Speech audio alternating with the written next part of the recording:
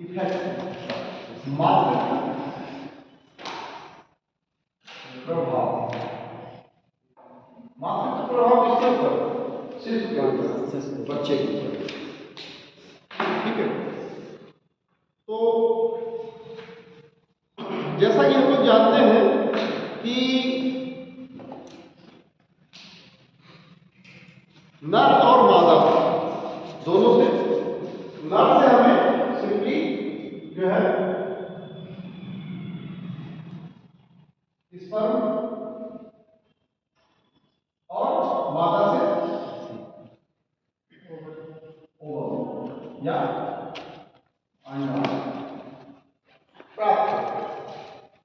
दोनों के मिलने की जो प्रक्रिया होती है उसको कहते हैं निषेचन अथवा फर्टिलाइजेशन। फर्टिलाइजेशन के पश्चात जो हमें प्राप्त होता है वो क्या प्राप्त होता है? जाइगोट। जाइगोट या युग्मनज। यहां तक आप लोगों का बिल्कुल कॉन्सेप्ट क्लियर है?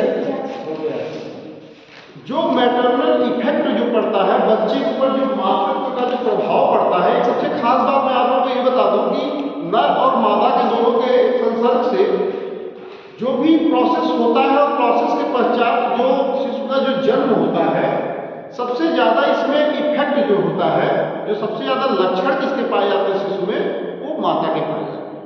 ठीक है ना? पुरुष की अपेक्षा वो सबसे ज्यादा जो लक्षण होते हैं, जो इफेक्ट, जो प्रभाव जो होता है, वो किसका होता है? माता का सबसे ज्यादा प्रभाव होता है।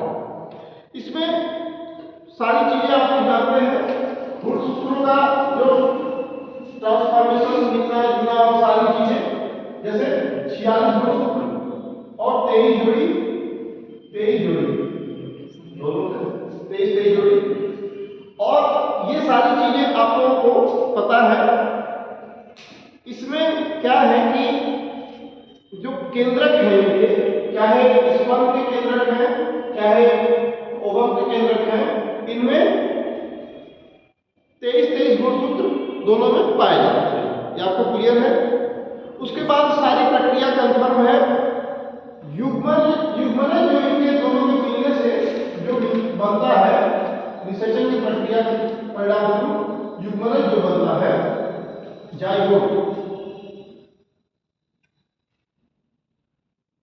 युग्मन जिसको बोलते हैं, जाइगोट में एक तो आपका केंद्रक होता है, दूसरा माइटोकॉन्ड्रियल होता है, माइटोकॉन्ड्रिया होता है, जो माइटोकॉन्ड्रिया विशेष प्रकार की एक जीन होती है। केंद्रक के साथ ही इसमें माइटोकॉन्ड्रियल गुण होता है, माइटोकॉन्ड्रिया।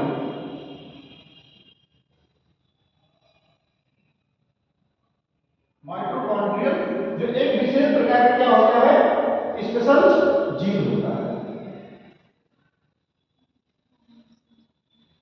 स्पेशल एक प्रकार का क्या होता है?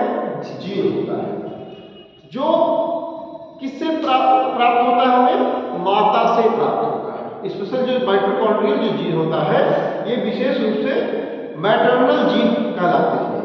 जो माइटोकॉन्ड्रियल जो जीन होता है, ये माइटोकॉन्ड्रियल जीन ये माता के द्वारा प्राप्त होता है। इसको रिसीव बाय मैटरनल। ठीक है? तो सारी चीजें सब कुछ हमने समझ लिया, इस प्रोसेस को भी समझ लिया, ये भी समझ लिया कि जो जाइगोट में केंद्रक होता है, मतलब जो दोनों का निषेचन जो प्रक्रिया होता है उसमें केंद्रक, और केंद्रक के अलावा इसमें एक माइटोकॉन्ड्रियल स्पेशल जीन होता है। जो माइटोकॉन्ड्रियल स्पेशल जीन होता है, मैं ये सभी बताऊंगा कि माइटोकॉन्ड्रियल स्पेशल जीन किसका लगभग वाहक होता है, क्या है। माइटोकॉन्ड्रिया जो जानते हैं कोशिका का पावर हाउस है, अच्छा ऊर्जा गृह इसको बोलते हैं, कोशिका का ऊर्जा गृह बोलते हैं। तो जो मैटरनल में इफेक्ट की मैं बात कर रहा था, जो माइटोकॉन्ड्रियल जो गुण होता है वो माता से ही प्राप्त होता है, और आगे भी हम इसकी चर्चा करेंगे कि माइटोकॉन्ड्रियल या किस वजह से क्या क्या चीजें हैं। तो आप लोग बस इतना भी जानिए और लिखिए, कुछ लाइन्स आप लोग लिख लीजिए। मातृत्व प्रभाव अथवा मैटरनल इफेक्ट। मातृत्व प्रभाव, जो माता के जो गुण आते हैं, हमें मैटरनल जो गुण जो मिलते माइटोकॉन्ड्रियल जीन के द्वारा हमें मिलता है, जो हमें माता के द्वारा प्राप्त होते हैं।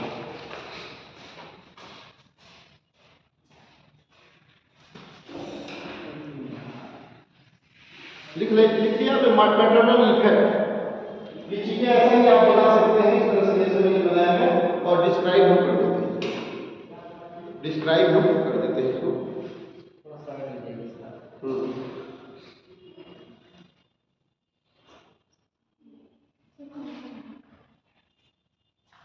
इसमें क्या होता है, जो माता का जो केंद्रक होता है ना, क्या होते हैं, इसको इस तरह से करिए।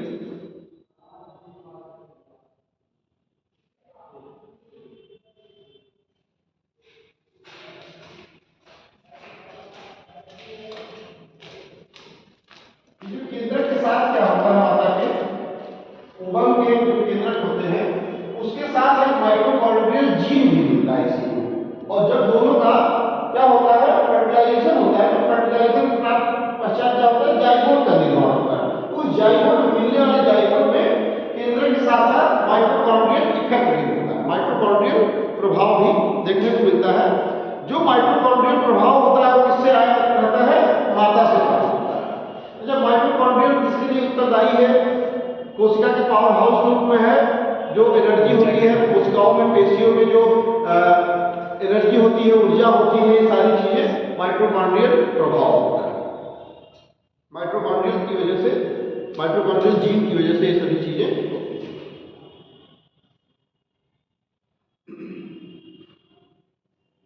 हो गया भाई? मैं लैंग्वेज जो लिखवाना है मैं आपको बता दे रहा हूँ, लैंग्वेज भी लिख लीजिएगा। अब हम डायरेक्ट जाइगोट से बात करते हैं। युग्मनज लिखे आप, युग्मनज के बनने के पश्चात, युग्मनज अथवा जाइगोट के बनने के पश्चात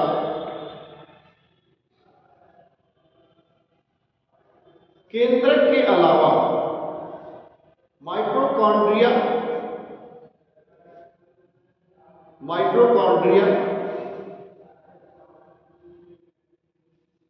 भी उपस्थित होता है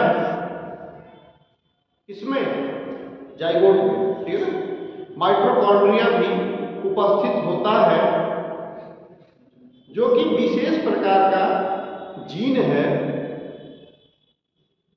जो कि विशेष प्रकार का जीन है, और यह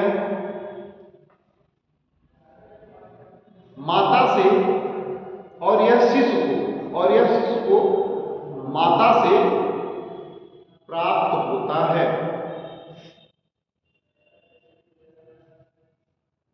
इस प्रकार से माता व पिता की तुलना में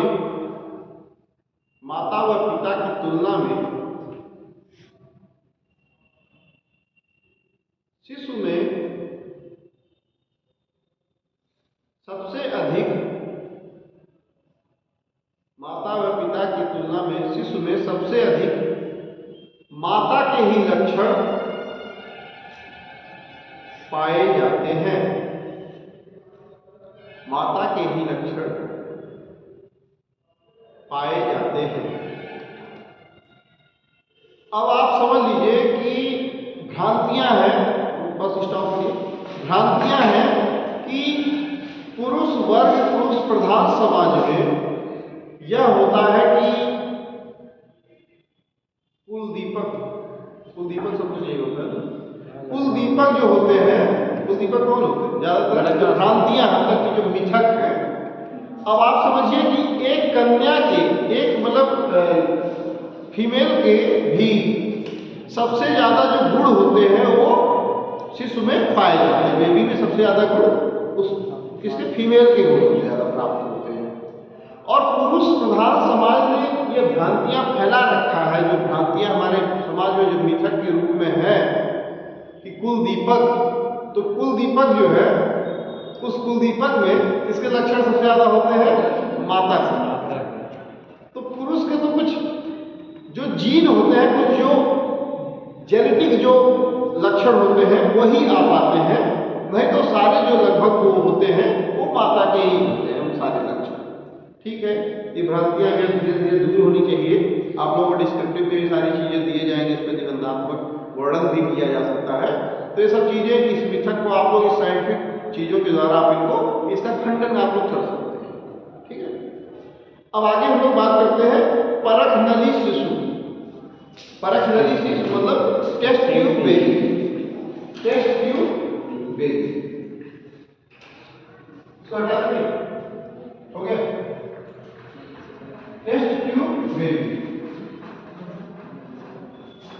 अभी हम एक चीज और आगे कंफर्म कर देते हैं, माइटोकॉन्ड्रिया का क्या है मामला, तो इसके बाद आएगा वो टेस्ट ट्यूब बेबी अथवा परख नली शिशु।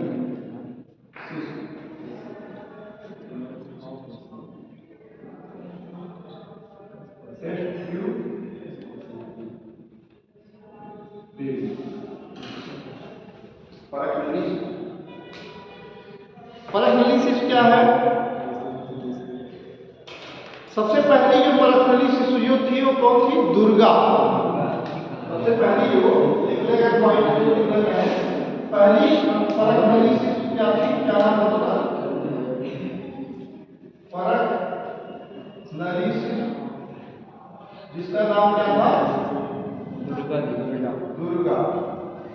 ठीक है, दुर्गा नाम से सबसे पहली परख नली जो है शिशु थी। अब एक चीज हम लोग और अब यहां करते हैं, थोड़ा सा इसको समझने के लिए।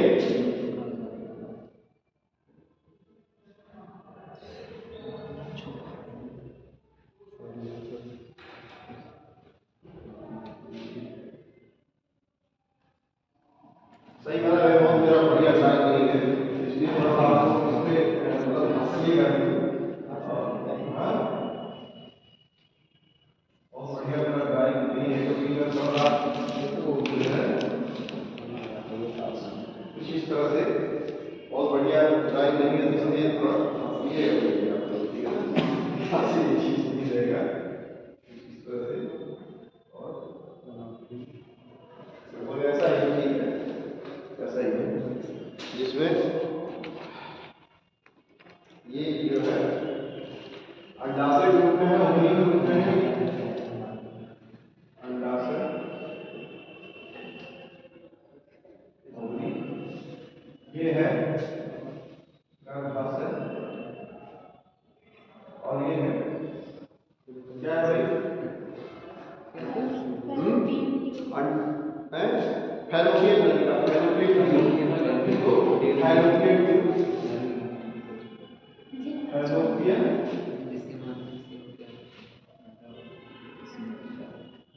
नलिका।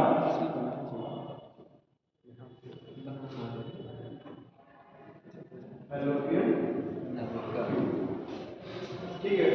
और तो मुझे लगता नहीं है कुछ बच रहा है। यूट्रस भी इसको बोलते हैं, गर्भाशय, यूट्रस।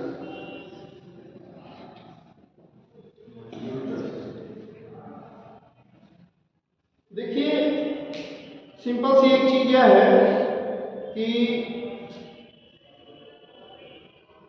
जो परख नली जो शिशु होते हैं, उनकी जरूरत कब पड़ रही है, कहां पड़ रही है? आप लोगों ने वो सारे प्रोसेस को समझ लिए हैं कि जैसे स्पर्म और अंडा दोनों का मिलना, यहां से स्पर्म क्या होता है, जाता है, और अंडाणु कहां होते हैं? अंडाशय, ओवरी में अंडाणु, मतलब इस तरह से यहां ओवरी में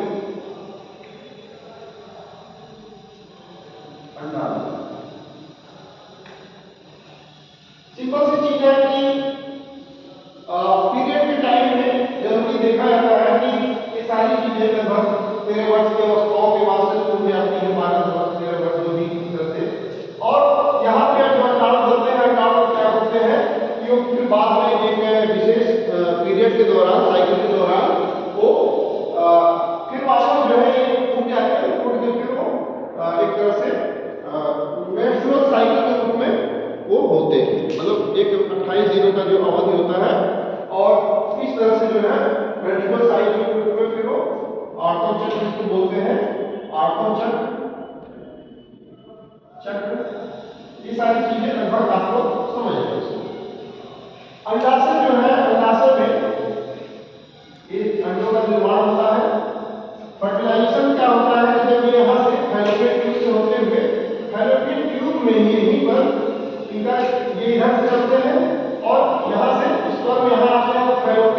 में ही क्या होता है, दोनों का निषेचन, मतलब निषेचन को फर्टिलाइजेशन कहते हैं।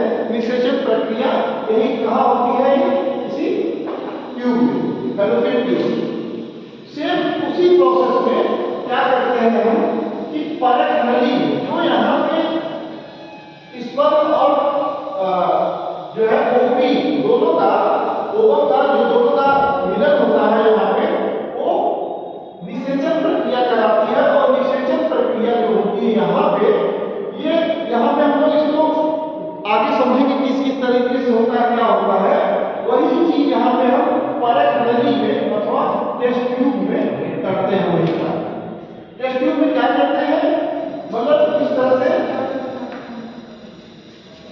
और दोनों का यहाँ पे संचय करते हैं, दोनों को यहाँ पे मिलाते हैं और मिला के उसको क्या करते हैं, टेस्ट करते हैं उसको, और सारी चीजें उसमें परक नली में करते हैं। फर्टिलाइजेशन का प्रक्रिया पूरा उसमें करा के और फिर क्या तैयार करते हैं, जाइगोट। जाइगोट बनाते हैं। ये लगभग आप लोग समझ रहे हैं। ये इस तरह से कुछ चित्र बना लिया, चित्र बना के हम आपको कुछ डिस्क्राइब करके आपको बता उसका 2-3-4 लाइनों में बता देते हैं। आपने बना लिया इस तरह से, ठीक है। अब इसके बाद हम लिखेंगे अंडाणु और शुक्राणु की, अंडाणु और शुक्राणु की कोशिकाओं के मिलने का स्थान। और एक चीज और आप लोग जानते होंगे कि एक बार जो स्पर्म जो निकलता है, स्पर्म में लगभग कुछ ही एक स्पर्म ही एक्टिव होते हैं, क्रियाशील होते हैं, जो यहाँ फैलोपियन ट्यूब तक पहुंच पाते। लाखों करोड़ों शुक्राणुओं के साथ साथ सारी जो है निष्क्रिय होती है, यही एक्टिव होते हैं, जो यहाँ पे जाके इधर से आने वाली, इधर से जाने वाली दोनों अंडाणु और शुक्राणु का जो फर्टिलाइजेशन प्रोसेस जो होता है, ठीक है। लाखों बाकी सब निष्क्रिय हो जाते हैं, खाली एक ही ऐसे होते हैं, एक दो ही जो जाके वहां पे दोनों का मिलन होता है, एक्टिव होता है, और दोनों वहां पे फर्टिलाइजेशन प्रक्रिया बनाते हैं, ठीक है। तो क्या लिखा आपने, मिलने का स्थान फैलोपियन ट्यूब में होता है। मिलने का स्थान, हाँ, मिलने का स्थान फैलोपियन ट्यूब में होता है। अगली लाइन से,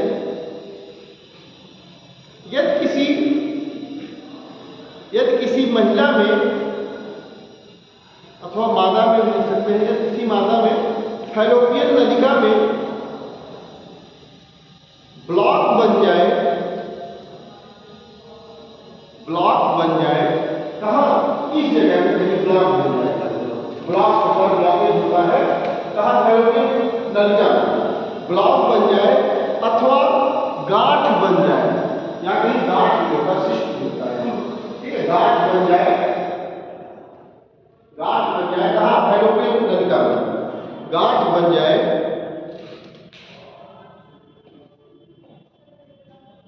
तो ऐसी परिस्थिति में दंपति में कौन कौन आए, एक नर और एक मादा, ठीक है। दंपति जनन योग्य हैं, परंतु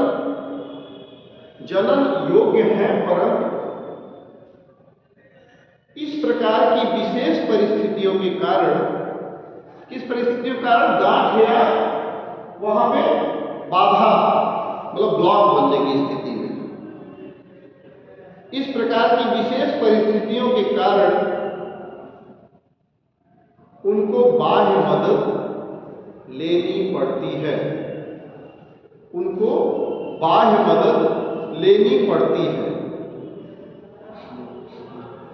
ऐसी परिस्थिति में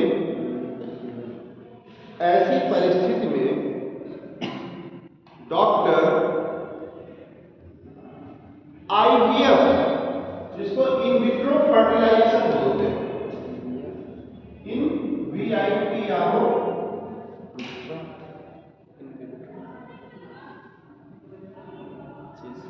इन विट्रो फर्टिलाइजेशन IVF की सलाह देता है, इन विट्रो फर्टिलाइजेशन की सलाह देता है।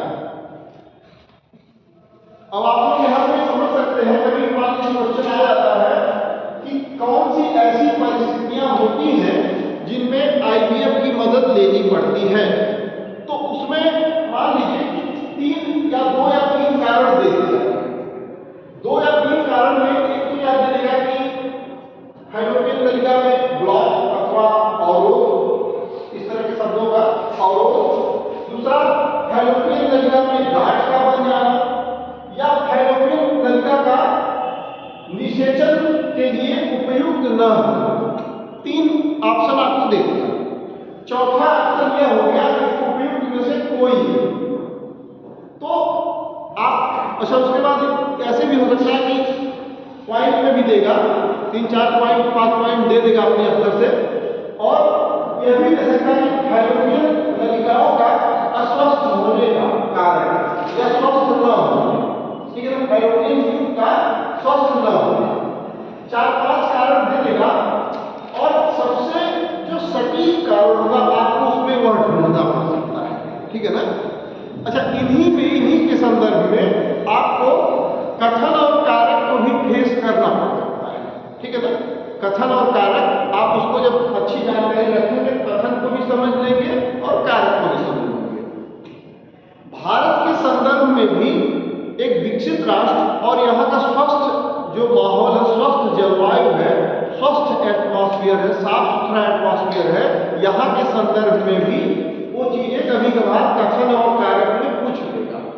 और यह भी आपको बताना पड़ेगा कि इस तरह की जो तकनीक है क्या भारत में ज्यादा प्रभावशाली है, ठीक है ना। ये सारी चीजें आपको डिस्क्रिप्टिव में हम उसमें चर्चा करेंगे।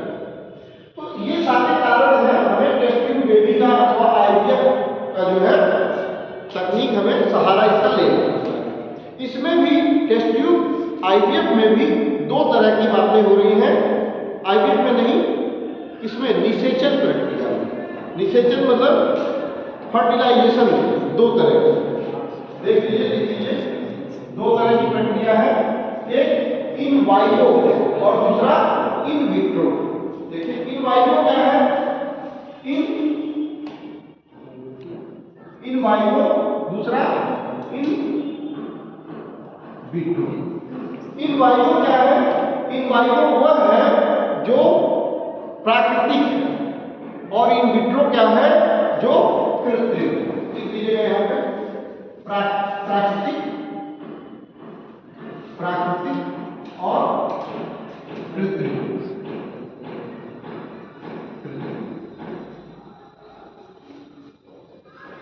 तो इसको लिखिए, उसके बाद इन वाइवो और इन विट्रो लिखिए।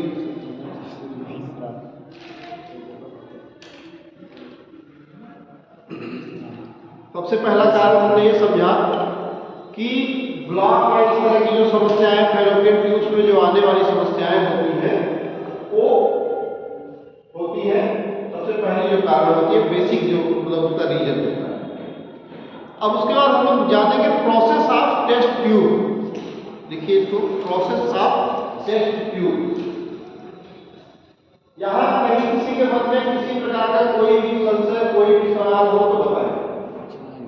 किसी को है भाई? नहीं? चलो,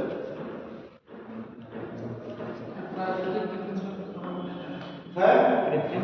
अब हम बात करते हैं प्राकृतिक। प्राकृतिक मतलब इन वाइवो से मतलब यह हुआ कि जो गर्भाशय में ही जो एक मादा के जनन अंग में ही वो क्या होता है, जो फर्टिलाइजेशन अथवा निषेचन की प्रक्रिया प्राकृतिक रूप से ही होती है, उसको कहते हैं इन वाइवो। और इन विट्रो मेथड हो गया कि शुक्राणु और अंडाणु के दोनों के जो मिलन के पश्चात जो निषेचन अथवा फर्टिलाइजेशन जो प्रोसेस होता है वही क्या होता है, वो जो टेस्ट ट्यूब में कर रहे हैं, जो कि यहाँ पे फैलोपियन ट्यूब में जो संभव न है। और क्यों नहीं संभव है, क्योंकि यहाँ पे कुछ तकनीकी खराबी है, इसलिए जो है हमको क्या करना पड़ता है, परख नली में उसको करवाना पड़ता है सारा प्रोसेस। अच्छा, एक चीज और है, परख नली में करवाते हैं तो सारे हम इसमें चर्चा करेंगे। लिख लीजिए आप लोग प्रोसेस।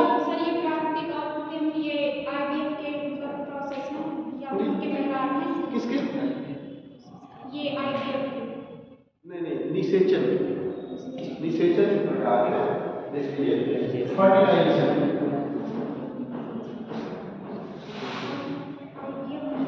फर्टिलाइज करते हैं तो निषेचित करते हैं। निषेचन के दो तरीके हैं।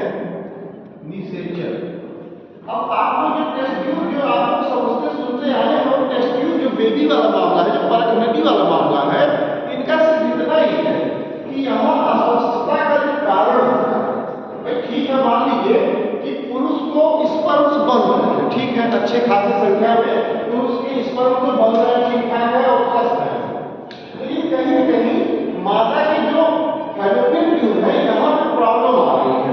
फैलोपियन ट्यूब में जल्दी होता है, देखा क्या जाता है कि आप लोग जल्दी उस दौर में देखते हैं, ज़्यादातर केसेस में लंबी उम्र में भी आगे भी होता है, लेकिन एक टीनेजर्स में कि नियमित रूप से जो है आर्तव चक्र का ना हो, जो पीरियड मेंस्ट्रुअल जो साइकिल होता है वो नियमित रूप से ना हो।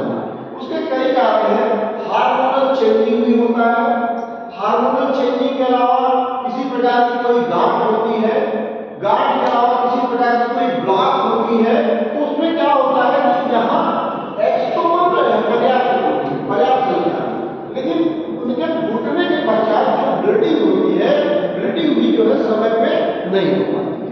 तो यहाँ पे फैलोपियन नलिकाओं का अस्वस्थता का जो सबसे बड़ा कारण है वो यही है कि हमें बाहरी फिर मदद की आवश्यकता पड़ती है, अथवा डॉक्टर कुछ इस तरह की दवाओं को चलाते हैं, दवाएं इस तरह की मेडिसिन देते हैं कि इसकी स्वस्थता का वो जो है एक मतलब स्वस्थ हो जाए, फैलोपियन ट्यूब या इस तरह की जो है स्वस्थ हो जाए। तो उसके पश्चात क्या होता है कि निषेचन की प्रक्रिया संभव हो जाएगी, और निषेचन की जब प्रक्रिया संभव हो जाएगी तो इन वायु तरीके से क्या होता है, संभव है फर्टिलाइजेशन का प्रोसेस। और जब फर्टिलाइजेशन इन वायुओं हो जाएगा, प्राकृतिक तरीके से हो जाएगा, तो सिंपल सी बात है जाइगोट का निर्माण होगा, और वो जाइगोट अपने आप से जाइगोट यहाँ से बनने के पश्चात वो यहाँ से गर्भाशय में सेट हो जाता है, ठीक है ना। लेकिन यही प्रक्रिया जब प्राकृतिक रूप से नहीं हो पाती है, कुछ इस तरह की यहाँ की अस्वस्थता या खराबी की वजह से, गर्भाशय की प्रॉब्लम की वजह से, तब फिर क्या होता है कि उसको हमें टेस्ट ट्यूब में ले जाके करना पड़ता है। चलिए प्रोसेस को समझ लेंगे हम लोग लिखे प्रोसेस ऑफ टेस्ट ट्यूब अथवा परखनली की प्रक्रिया, ठीक है, परखनली की प्रक्रिया, परखनली की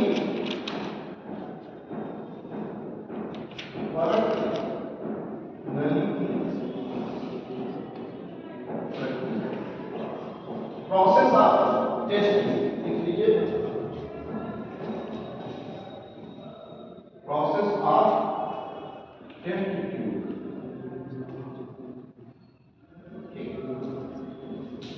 क्या है, सेम वैसे ही आप लोग जानते हैं कि कुछ इस तरह से, यहां मुझे बताते हैं, देखिएगा कुछ इस तरह से परखनली में हमने क्या किया, शुक्राणु का और अंडाणु दोनों का मिलन कराया, जिसके पश्चात फर्टिलाइजेशन की प्रक्रिया हुई। फर्टिलाइजेशन के पश्चात उसमें शुक्राणु और अंडाणु के मिलने से क्या हुआ, जाइगोट का जो है निर्माण हुआ, और जाइगोट जो बनता है, जाइगोट जो बनता है उसमें क्या होता है कि अपने आप से उस परखनली में कोशिका का विखंडन नहीं होता है। अब यहाँ एक चीज इसे लिखो, जो यहाँ कोशिका का विखंडन अथवा विभाजन नहीं होता है, तब क्या करते हैं इसको, भाई नली है वो प्राकृतिक रूप से तो है नहीं, वो तो कृत्रिम रूप से है, तो हमने यहाँ निषेचन तो करा दिया, ठीक है, दोनों का एक साथ मिलन करा के और उसको यहाँ पे निषेचित करा दिया, फर्टिलाइजेशन प्रक्रिया तो संभव हो गई।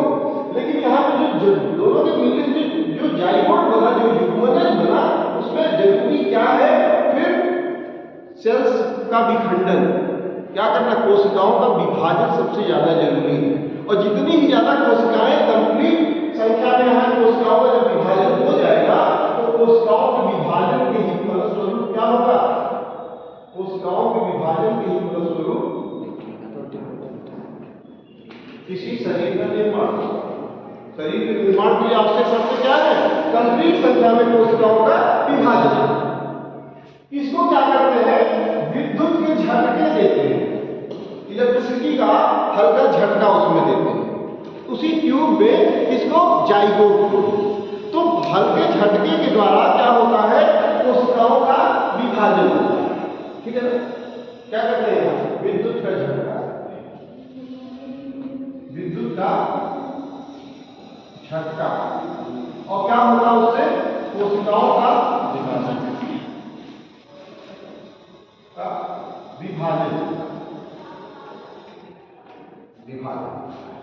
अब कोशिकाओं का जो विभाजन है पर्याप्त संख्या में होने के पश्चात क्या होगा? फिर उसको जाइगोट के रूप में तैयार होगा। जाइगोट जो पूर्ण रूप से स्वस्थ और विभाजित जो कोशिका के रूप में जो कंप्लीट होगा, और उसको क्या करेंगे? उसी जाइगोट को बाकायदे जो व्यवस्थित तरीके से जो होगा उसको वापस उसमें क्या करेंगे? हम गर्भाशय में सेट। और वही जाइगोट जो क्या कहते हैं? जाइगोट की युग्मनज, उसी युग्मनज को हम क्या करते हैं? गर्भाशय में सेट करके। देखिए बहुत विशेष रूप से ये देखिए कि आजकल जो है बड़ा ही क्लिष्ट हिंदी शब्द दे रहा है। और जरूरी एक चीज और है कि जो हिंदी भाषी या हिंदी उससे जो होते हैं स्टूडेंट्स, वो इंग्लिश की तरफ फिर नहीं भाग के जाते। पता चलो वो इंग्लिश में ही नहीं कंप्लीट है और हिंदी में भी नहीं कंप्लीट है। हिंदी क्लिष्ट लगा तो इंग्लिश की तरफ भाग गया, इंग्लिश बड़ा टफ लगा हमको, तो फिर बड़ा इसलिए बड़ा केयरफुली जो है शब्दों को बड़ा पकड़ना है। तो जो वहाँ पे युग्मनज जो बना, युग्मनज जो है गर्भाशय में उसको ले आकर सेट कर देते। यही सारा प्रोसेस जो है लगभग टेस्ट ट्यूब का मामला होता है। अब टेस्ट ट्यूब में भी आपको कई तरह के कई प्रकार समझेंगे। टेस्ट ट्यूब में भी कई कारण होते हैं, कई प्रकार होते हैं, कई अलग अलग मेथड्स होते हैं टेस्ट ट्यूब के भी। आप लगभग कई 4-5 प्रकार तो पढ़ेंगे। पिछले वर्ष आप लोगों ने पढ़ा था 4-5 प्रकार पढ़ेंगे, कब कब किस किस कंडीशन में हमको टेस्ट ट्यूब का सहारा लेना और उसमें भी क्या क्या प्रक्रियाएं हैं। चलिए इतना लगभग आप लोगों ने समझ लिया है। फिर लिखना चाहे तो लिख लीजिए इसको। निषेचन, इसमें आगे लिखिए। निषेचन दो तरह से होता है, एक इन वाइवो प्राकृतिक तरीके से, दूसरा स्ट्रक्चर भी बना लीजिएगा, प्राकृतिक तरीके से, और दूसरा इन विट्रो कृत्रिम तरीके से। कृत्रिम तरीके से, कृत्रिम तरीके से निषेचन, कृत्रिम तरीके से निषेचन के पश्चात बनने वाले जाइगोट को, निषेचन के पश्चात बनने वाले जाइगोट को, जो कि परख नली में होता है,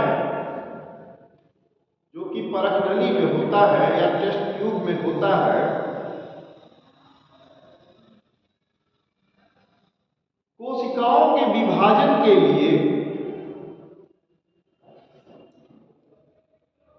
हल्के विद्युत का झटका देते हैं,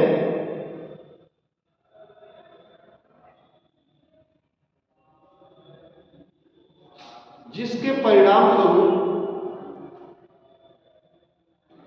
संतुलित मात्रा में कोशिकाओं का विभाजन होता है, कोशिकाओं का विभाजन होता है। तत्पश्चात युग्मनज, ब्रैकेट में जाइगोट भी लिख सकते हैं, तत्पश्चात युग्मनज को गर्भाशय में स्थानांतरित अथवा प्रत्यारोपित कर देते हैं। तत्पश्चात गर्भाशय में स्थानांतरित अथवा प्रत्यारोपित कर देते हैं।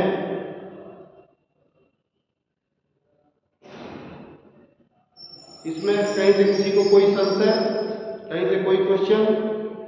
चलिए ठीक है। बिल्कुल नहीं, क्योंकि जो भी इसको संपूर्ण, हाँ एक चीज आपने अच्छा क्वेश्चन किया कि हम इसको गर्भाशय में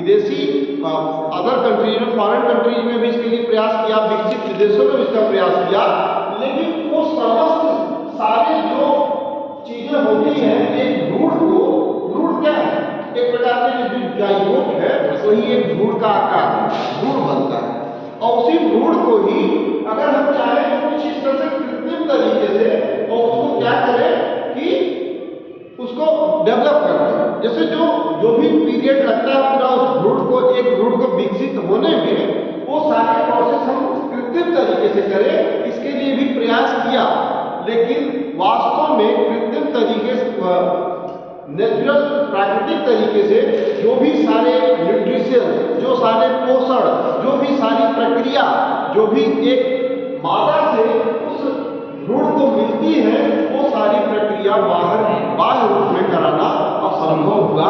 अभी तक ऐसा संभव नहीं हो पाया, ठीक है ना, अभी तक ऐसा संभव नहीं हो पाया। सर अभी मतलब खबरों में ये था कि इसी मतलब ऐसे जानवरों का वो क्लोन कारखाने में करा करके मांस तैयार किया जा रहा है।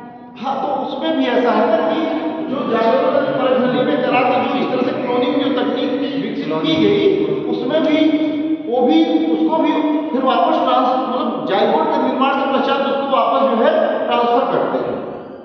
अभी उस तरह से कर नहीं पाए। अच्छा, मान लीजिए किसी तरह से जानवरों के मामले में कराते भी हैं, तो वो सारे गुण जिस तरह से मानव के अंदर जो सारे गुण, जो श्वसन और तमाम जो पोषण माता से जो मिलते हैं, जो प्लेसेंटा होता है, प्लेसेंटा में जो सारी चीजें उनको मिलती हैं, एक भ्रूण को वो सारी चीजें नहीं मिल पाएंगी कृत्रिम तरीके से, ठीक है ना, वो सारे तरीके कृत्रिम तरीके से हम उसको नहीं कर पाते। जो भी सारे अब तक के प्रोसेस हैं, चाहे जानवरों के मामले में है, चाहे मनुष्यों के मामले में है, वो यही जाइगोट तक सीमित है। जाइगोट को उठाकर फिर से क्या करते हैं, हम गर्भाशय में स्थानांतरित करते हैं, ठीक है ना। इसके बाद आगे हम लोग पढ़ेंगे 3 पेरेंट्स बेबी। यहां तक और कोई समस्या किसी को? सेरोगेसी बोलते हैं सेरोगेसी आगे जो मैटर है उसको थोड़ा सा बृहद तरीके से है, मैं उसको ही बताऊंगा, उसकी चर्चा सेरोगेसी का। 3 पेरेंट्स टेक्निक, 3 पेरेंट्स बेबी।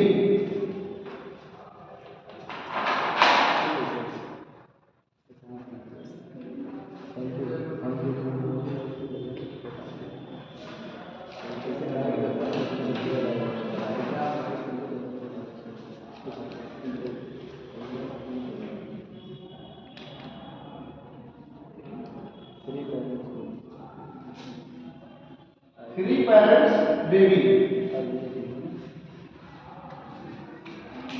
3 पैतृक संतान, इसको आप लोग लिख सकते हैं 3 पैतृक संतान,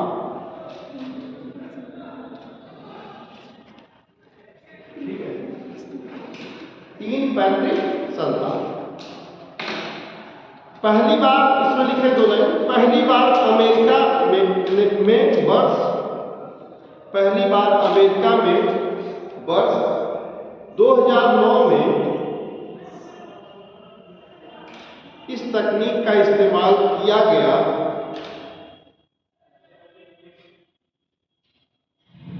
जिसमें शिशु 12 से 14 दिनों में ही, शिशु 12 से 14 दिनों में ही मर गया। क्यों? अब इसका सबसे बड़ा कारण क्यों ऐसा हुआ और मर गया, सबसे पहला जो कारण हुआ, और आप लोग अब इसको बहुत केयरफुली थोड़ा सा देखिएगा, इसमें एक प्रकार का सिंड्रोम उत्पन्न हुआ, उसको कहते हैं लेह सिंड्रोम। ध्यान दीजिएगा, लेह सिंड्रोम की वजह से, लेह सिंड्रोम ये क्या है, इसको भी मैं चर्चा करूंगा। लेह सिंड्रोम की वजह से, लेह सिंड्रोम उत्पत्ति की वजह से ही क्या हुआ, इस तरह से मर गया। अच्छा, ये बीमारी जो है ट्रांसफर किससे होती है, मादा से ही होती है। लेह सिंड्रोम, लेह सिंड्रोम का जो ट्रांसफर होता है इससे मादा से होती है। लेह सिंड्रोम का जो सबसे बड़ा कारण है माइटोकॉन्ड्रियल जीन का, किसी भी मानव की मांसपेशियां जो है माइटोकॉन्ड्रियल जीन का होता है। अच्छा, माइटोकॉन्ड्रियल जीन,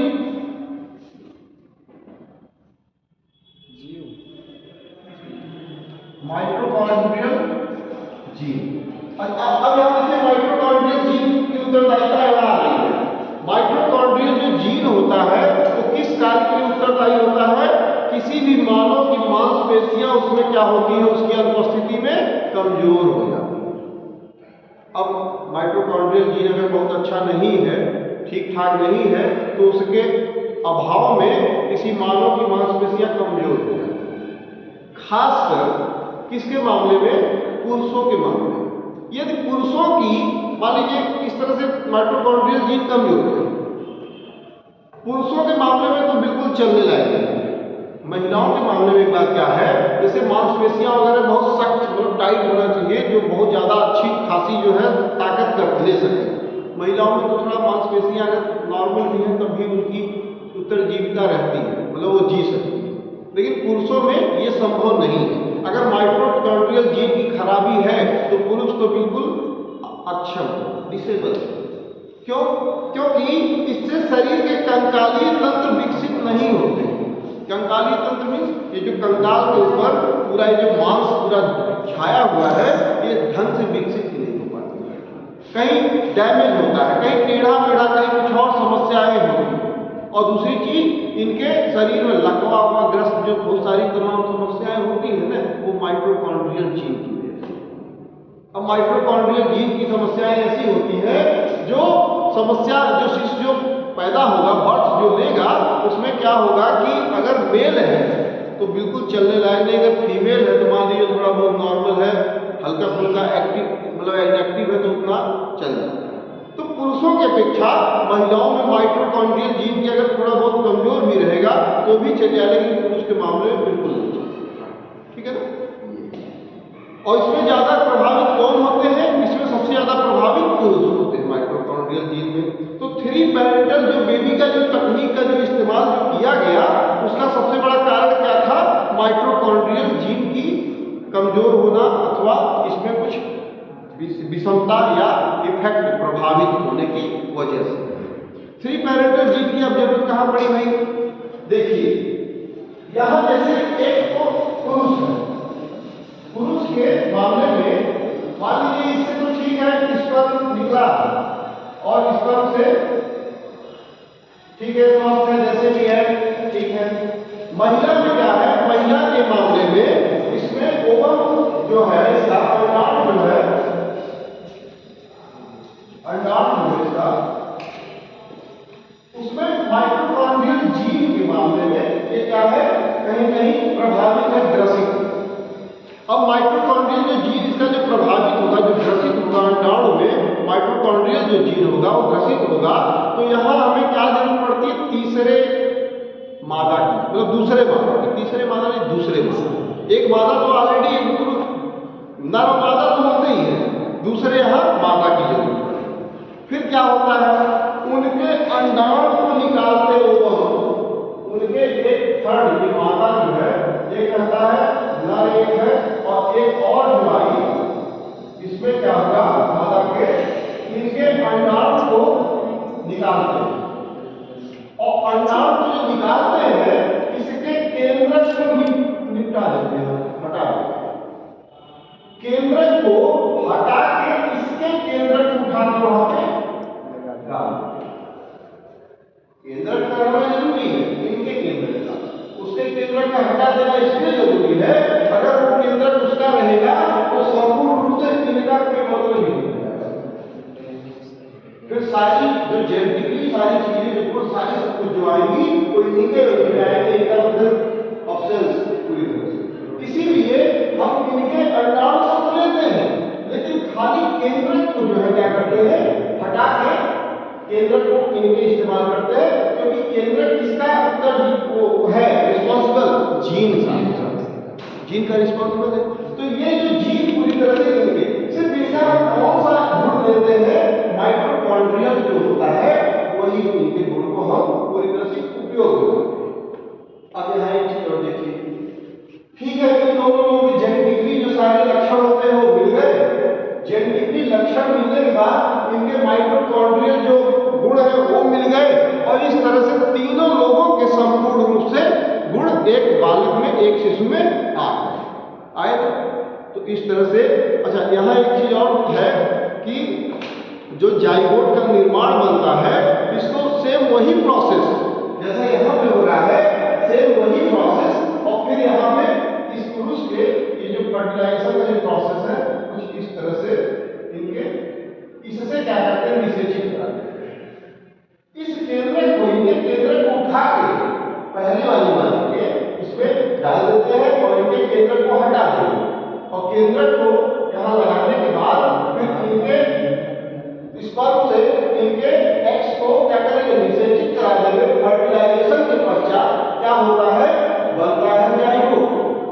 और वही सारे प्रोसेस जो अभी पिछले बारे में आप लोग पिछले में पढ़े हैं कि आपने वही सारे प्रोसेस की कोशिकाओं का विभाजन करने के लिए क्या करते हैं, विद्युत के हल्के फुल्के झटके देते हैं, और ये सारी चीजें वही टेस्ट ट्यूब विधि के टेस्ट ट्यूब में ही सारे प्रोसेस करते हैं। इसके लिए जाइगोट बस सिर्फ इसमें पता है क्या है, दो चीजें हैं, 3 पैरामीटर को दो ही चीजें तैयार क्या है, एक तो नई दूसरी मादा आई, दूसरी मादा का जो अंडाणु का हमने प्रयोग किया, और अंडाणु में हमने उसके केंद्रक को हटा के जो पहली जो मादा है उसके केंद्रक को हमने हाथ से, बस इतना ही परिवर्तन हुआ। बाकी सारे वही कृत्रिम प्रोसेस करेंगे, और उसी कृत्रिम प्रोसेस करने के बाद क्या करेंगे, हम निषेचन के पश्चात जाइगोट का निर्माण होगा, और जाइगोट को उसी हल्के झटके से देके विद्युत के, और उसमें कोशिकाओं का विभाजन करा के इसमें विद्युत का झटका देना पड़ेगा। जब मादा में है तो प्रक्रिया वही होना चाहिए ना। फिर भी जो बाहर देखिए, यहाँ पे जो विद्युत कोशिकाओं का विभाजन जो बाहरी तरीके जो किया जा रहा है उसका वजह है, कोशिकाओं का विभाजन कब करा है, एक जाइगोट बनने के लिए कोशिकाओं का विभाजन, और कोशिकाओं का विभाजन बाहरी हो रहा है, बाहरी तरीके से हो रहा है। यहाँ पे इनिशियली तो नहीं हो रहा, इन वायु तरीके से तो हो नहीं रहा कोशिकाओं का विभाजन। संपूर्ण निषेचित जाइगोट कंप्लीट तौर पे जो जाइगोट का निर्माण हो रहा है वो कोशिकाओं के विभाजन के फलस्वरूप भी हो रहा है। और कोशिकाओं का विभाजन यहाँ कहाँ हो रहा है, इन विट्रो मेथड से हो रहा है। तो इन विट्रो मेथड में यहाँ क्या करेंगे, हम हल्का विद्युत झटका वहां होगी, क्योंकि सारा मामला यहाँ पे इन विट्रो हो गया ना, इन वायु में कुछ नहीं। उसके बाद इन विट्रो तरीके से यहाँ वही सारे प्रोसेस करने के पश्चात फिर युग्मनज तैयार होगा, और युग्मनज को फिर वापस उठा के क्या करेंगे, इनके गर्भ में, इस माता के गर्भ में यहाँ प्रत्यारोपित। सिर्फ इतना ही हुआ कि इनकी यहाँ पे इतनी रिस्पॉन्सिबिलिटी हुई कि इन्होंने अपने अंडाणु का प्रयोग कराया और अपने अंडाणु को दे दिया, बस इतना ही निकलेगा। और अंडाणु के साथ साथ इनका क्या मिला, माइटोकॉन्ड्रियल गुण मिला, ठीक है ना। दूसरी वाली मादा के माइटोकॉन्ड्रियल का जो गुण मिला वो इनको बस होता है, दोनों दंपति में, बस इतना ही इनकी भूमिका है। डीएनए किससे किससे बनता है जी, ये डीएनए केंद्रक किससे मिलकर बनता है? केंद्रक जो है बताया था, केंद्रक के बारे में समझे आपको। केंद्रक जो है, इनके जो केंद्रक होते हैं क्या बताया था, कुछ आप बताते हैं, सेल्स डीएनए की कोशिकाओं से, ठीक है ना, केंद्रक का निर्माण होता है, ठीक। और ये माइटोकॉन्ड्रियल जो गुण होता है ये केंद्रक से अलग होता है, केंद्रक में नहीं, मतलब केंद्रक से लगा हुआ होता है। माइटोकॉन्ड्रियल स्पेशल गुण होता है जो क्या करता है, कोशिका को एक प्रकार का पावर देता है, पावर हाउस होता है कोशिकाओं में, ठीक है, ऊर्जा। तो एक चीज और आप यहाँ थोड़ा समझ लेंगे, इसको हम लिखवा दें भाई, चलिए लिखवा दे समझ जाएंगे, चलिए लिखवा देते हैं। इस प्रक्रिया के अंतर्गत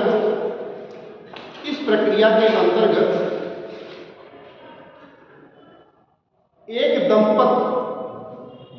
ही दंपत या एक दंपत के शुक्राणु व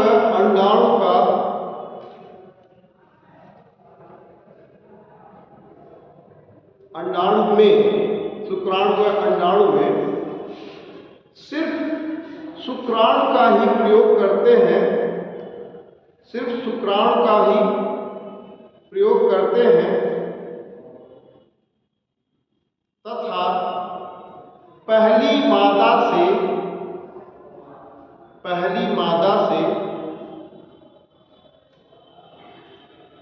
अंडाणु के केंद्रक का प्रयोग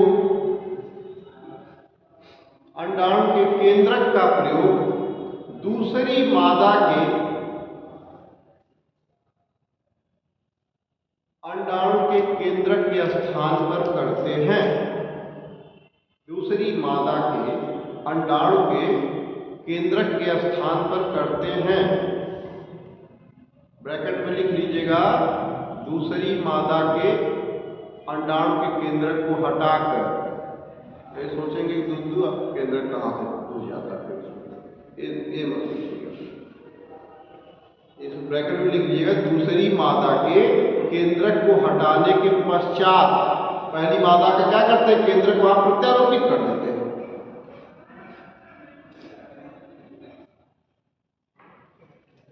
तत्पश्चात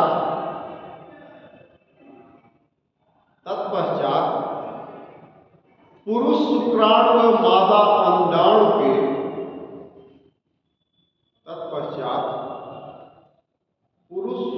व मादा अंडाणु के निषेचन के परिणाम स्वरूप एक स्वस्थ युग्मनज का निर्माण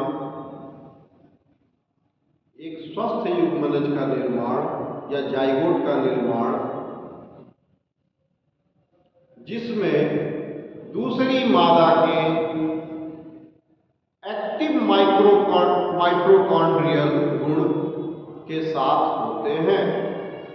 दूसरी मादा के एक्टिव क्रियाशील माइटोकॉन्ड्रियल गुण के साथ होते हैं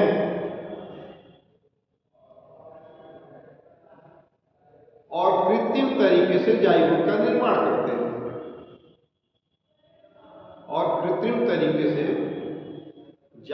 का निर्माण करते हैं।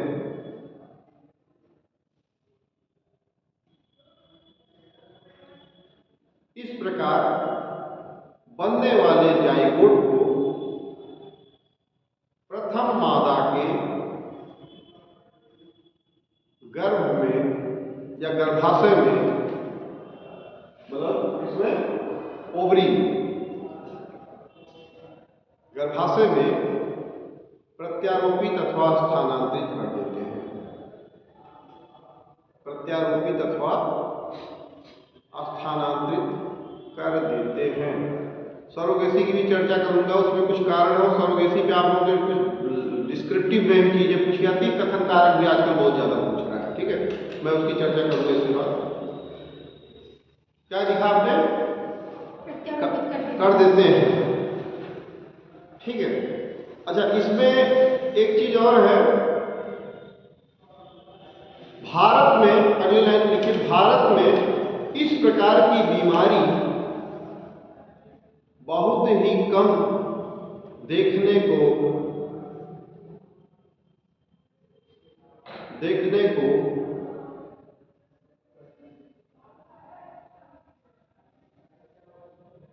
मिलती है। इस कारण से इस तकनीक की संभावनाएं कम रहती हैं।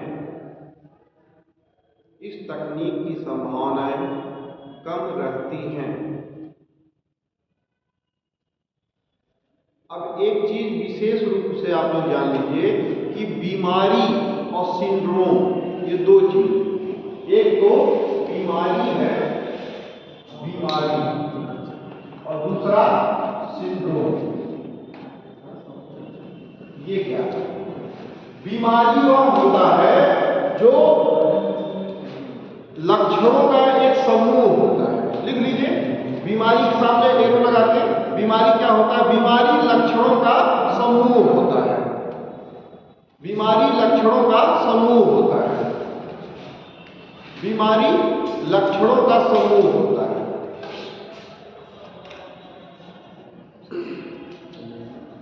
बीमारी लक्षणों का समूह होता है। और सिंड्रोम क्या कहलाता है? बीमारियों का समूह सिंड्रोम कहलाता है। बीमारियों का समूह सिंड्रोम कहलाता है। बहुत विशेष, मतलब आप समझिए इंपॉर्टेंट चीज है कि लक्षण बीमारी और सिंड्रोम क्या होते हैं। जैसे मान लीजिए कोई व्यक्ति किसी डॉक्टर के यहाँ गया, उसने इतने सारी बीमारियां अपने अंदर बता दिए। क्या बताया? सर डॉक्टर साहब हमारा सिर भी दर्द करता है, पैर में भी हमारे एक दिक्कत है, हाथ में भी पता नहीं अजीब टाइप की ऐंठन होती है, हमको बहुत ज़्यादा एलर्जी होती है, हवा से एलर्जी है, मतलब दुनिया भर की तमाम बीमारियों के लक्षण उसने गिनाया। तो क्या है? सिंड्रोम। लेकिन लक्षण, डॉक्टर साहब जब हम पढ़ने बैठते हैं तो हमारा सर बड़ा तेज चक्कर करता है और सिर में दर्द होता है, तो डॉक्टर कहता है तुमको अलकपारी वाली बीमारी है। मैं नहीं कहता कि अलकपारी का सिंड्रोम है, नहीं, एक ही लक्षण बताया डॉक्टर नॉर्मल सा। तो जब कोई बीमारी का लक्षण बताया तो क्या बताया? तुमको फला टाइप की बीमारी है। लेकिन वो जब दुनिया भर की तमाम सारी चीजें बताया बीमारियां, तो क्या है वो? सिंड्रोम। ये ध्यान रखना। इसके बाद हम लोग इंपॉर्टेंट टॉपिक देखेंगे, डीएनए फिंगरप्रिंट्स। बहुत इंपॉर्टेंट है आज के लिहाज से। डीएनए, इसको हम आगे सरोगेसी वगैरह इसी में आगे चर्चा करेंगे इसको। DNA fingerprints. और ज्यादा देर तो नहीं हो रहा भाई? क्यों हो रहा है? तो आज इसको रहने दें। बताइए, आप लोग बताइए, हमको क्या, हम तो 2-3-4 टॉपिक और पढ़ा डालेंगे आपको, हमें नहीं कोई दिक्कत। आप लोग कितना एक्सेप्ट कर पा रहे हो मुझे? पढ़ा दीजिए सर, लोग पढ़ा दे, थोड़ा बता देते, चलिए लिखवाएंगे नहीं, कुछ चीजें समझ लीजिए। इसको डीएनए अंगुली छाप भी बोलते हैं। डीएनए अंगुली छाप। अच्छा, समझने में कहीं कोई कठिनाई तो नहीं है आप लोग किसी प्रकार की, या भाषा का कहीं कोई दिक्कत कठिन तो नहीं कोई? तो जो सबसे ज्यादा प्राथमिकता में रखा जाए वही चीज आप इसको पहले देखिए, ठीक है? तो इसको कहते हैं डीएनए फिंगरप्रिंट्स अथवा अंगुली छाप। डीएनए फिंगरप्रिंट्स अथवा अंगुली छाप।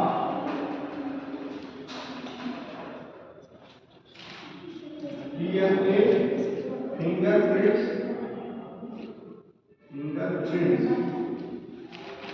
ये इंग्लिश हो गया भाई, फिंगर प्रिंट्स, या इसको कहते हैं अंगुली छाप। अब मान लीजिए आपकी परीक्षा में आ जाए अंगुली छाप का उद्देश्य क्या है? इंग्लिश में दोनों भाषा समझना जरूरी है, दोनों भाषा समझना जरूरी है। अंगुली छाप भी समझिए, डीएनए अंगुली छाप।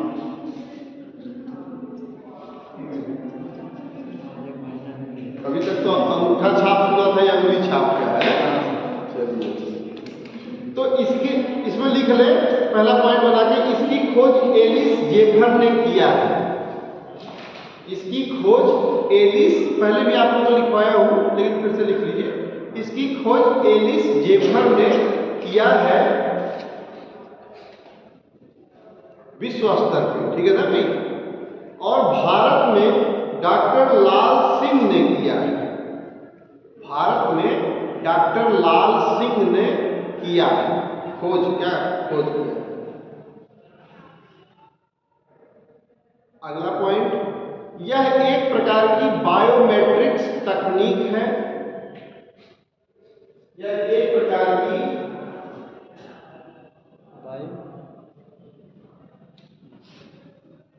बायोमेट्रिक्स तकनीक है। बायोमेट्रिक्स तकनीक है।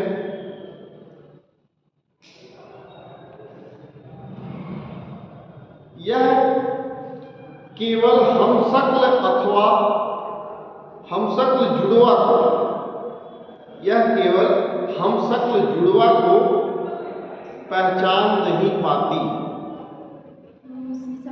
हाँ जी, बिल्कुल, जो पहला वाला जो मैंने आप लोगों को बताया था, हाँ वही, वह यह केवल हमशक्ल जुड़वा को पहचान नहीं पाती, ठीक है ना? मतलब पहला 2 जुड़वे हैं तो एक बच्चा जाके अपना प्रिंट दे दे, कोई इसमें पहचान नहीं पाती, ठीक है? बच्चों में डीएनए समान रहता है जी।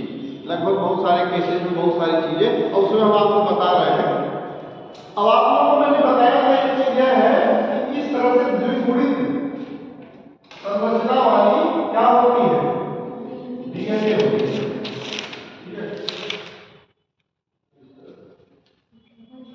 ठीक है, द्विगुणित संरचना वाली जो ये होती है डीएनए, इसमें 2 से 3% जो डीएनए होता है वही एक्टिव होता है।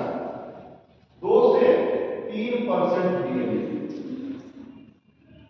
अब आप समझ लीजिए कि तब तो 97 से 98% क्या होते हैं, निष्क्रिय होते हैं।